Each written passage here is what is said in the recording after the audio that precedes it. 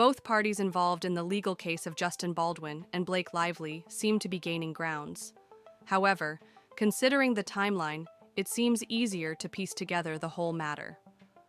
Following the year 2019, Justin Baldoni reached out to the author of the book It Ends With Us, Colleen Hoover, via his literary agent in an attempt to acquire the film rights for the book. His intention was to showcase the trauma of domestic violence survivors along with their stories and motivate society to take action. On May 8, 2019, Wayfarer, his production company, bought the rights to the book. For the next 5 years, he worked closely with Colleen to develop the project further. After further working on the project, Justin's company partnered with Sony for the production and distribution of the film. As part of the deal, there was an important term that stated 1% of the proceeds of the film would be allocated towards domestic violence survivors, which Justin pledged to from September 2022. By December 31, 2022, Blake Lively was on board to take on the role of Lily Bloom in the movie as well.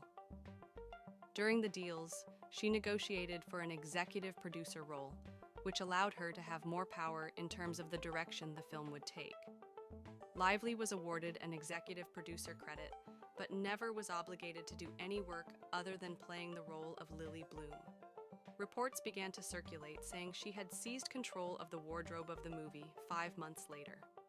On May 15, 2023, while in pre-production, Blake purportedly started making costume choices outside her contractual remit. She circumvented the film's seasoned costume designer, someone she had collaborated with in the past, and ignored the vision of the director. Rather than working with the team, she sent hundreds of images, insisting on her vision for Lily's appearance.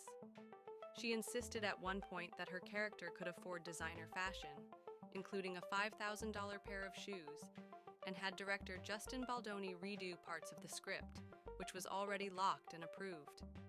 The problem snowballed when Blake refused to do wardrobe fittings at the production office, just 15 minutes from her Tribeca apartment. Instead, she insisted that the wardrobe department send everything to her residence. Since express wardrobe delivery wasn't in the original agreement, there was no budget for it. But in order to not delay and to keep the working relationship smooth, Justin Baldoni and the studio reluctantly gave Blake Lively full control over her wardrobe, a choice they would come to regret as tensions escalated into legal battles. Blake later insisted that Justin had gazed upon paparazzi shots of her in costume and wept in her trailer. But Justin's version was different. When the photos emerged, critics called the outfits unflattering and backlash ensued. Sony, the distributor of the film, blamed Justin, making it clear that wardrobe decisions were impacting the image of the film. Justin had reacted by meeting with Blake in her trailer to talk about wardrobe alterations that would be in line with the vision of the movie.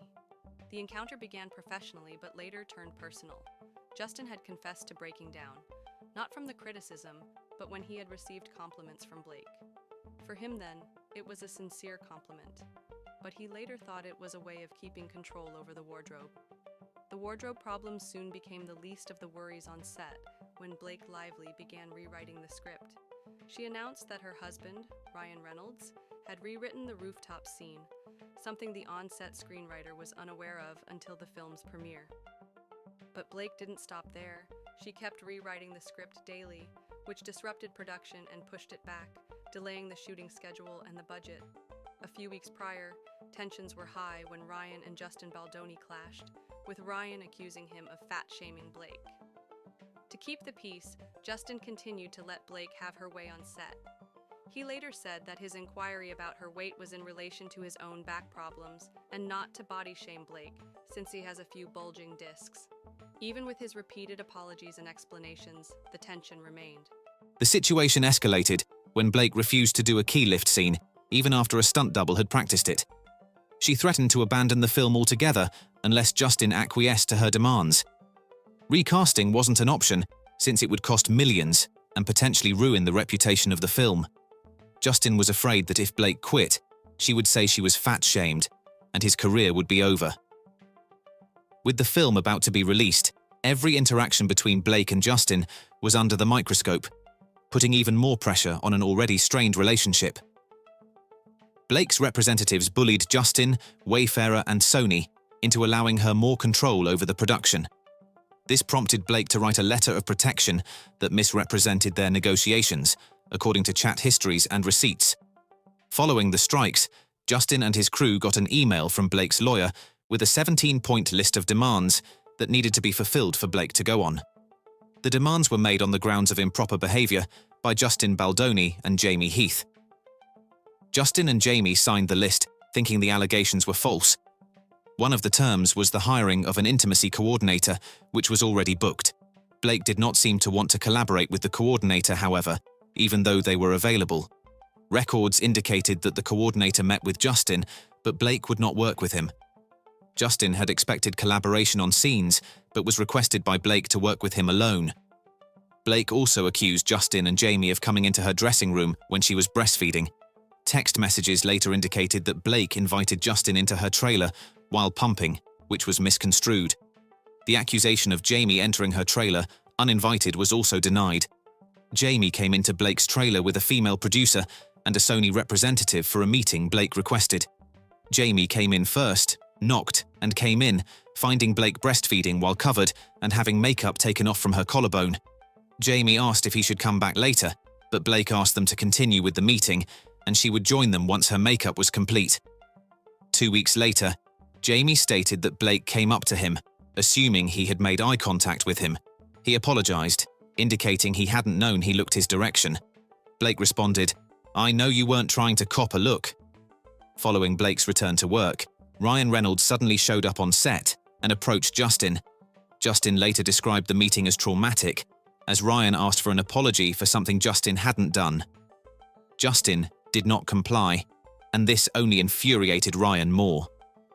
Witnesses, including a producer and a Sony representative, were on hand and appalled by the meeting.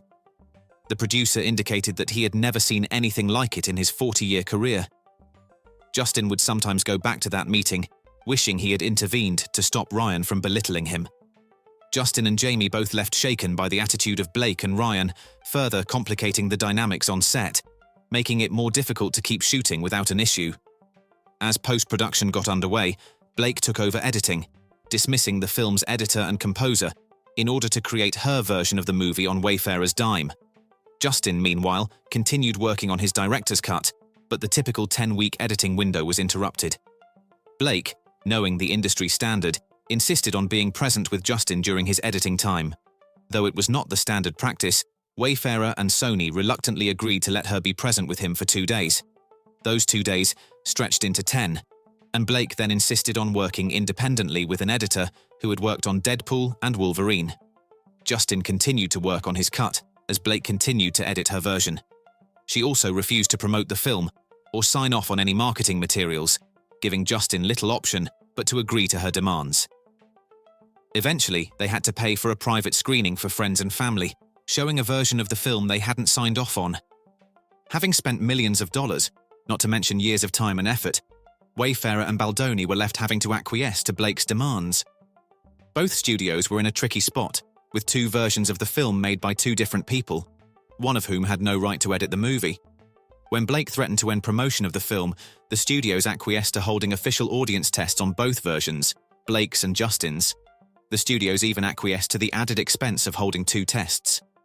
Blake guaranteed to abide completely if Justin's version scored higher. His version did score higher, but Blake broke her promise and demanded her version be released. She threatened the author, Colleen would not market the film unless her version was released. Once again, Sony and Wayfarer had no choice but to acquiesce. Blake demanded more. She requested a PGA mark, which indicates a producer who has completed most of the producing work. Justin and Wayfarer did not think Blake was worthy of this mark, but Blake insisted they write letters to the PGA on her behalf. Sony and the rest eventually acquiesced, but Wayfarer and Justin would not give in. Blake continued to mislead about her part in the movie, even after Justin and Wayfarer had met nearly all of her demands. Consequently, Blake instructed Sony to tell them that all goodwill was over.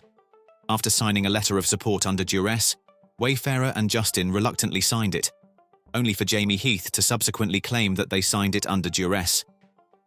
Blake then instructed Sony that the cast would not attend any promotional events with Justin Baldoni. She had him removed from all film promotion, including posters, and that he would not be credited on the film for his work on the film. It was also claimed that Ryan Reynolds had bullied Justin's agency, William Morris Endeavour, into dropping him. Justin and Wayfarer now lived in fear of what Ryan and Blake would do to destroy his career and personal life.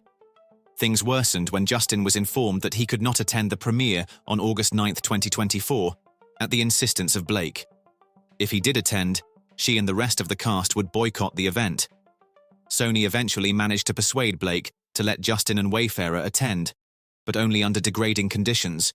They had to view the film in a separate theatre, arrive at different times, and leave as soon as Blake arrived. Afterwards, they were taken to the basement, away from the cast, and ushered out quickly. Justin was also not invited to the after-party, which Wayfarer had paid for. Instead, he had to organise his own emergency after-party. As things continued to get out of hand, Justin hired a crisis manager, which Blake subsequently claimed was part of a smear campaign.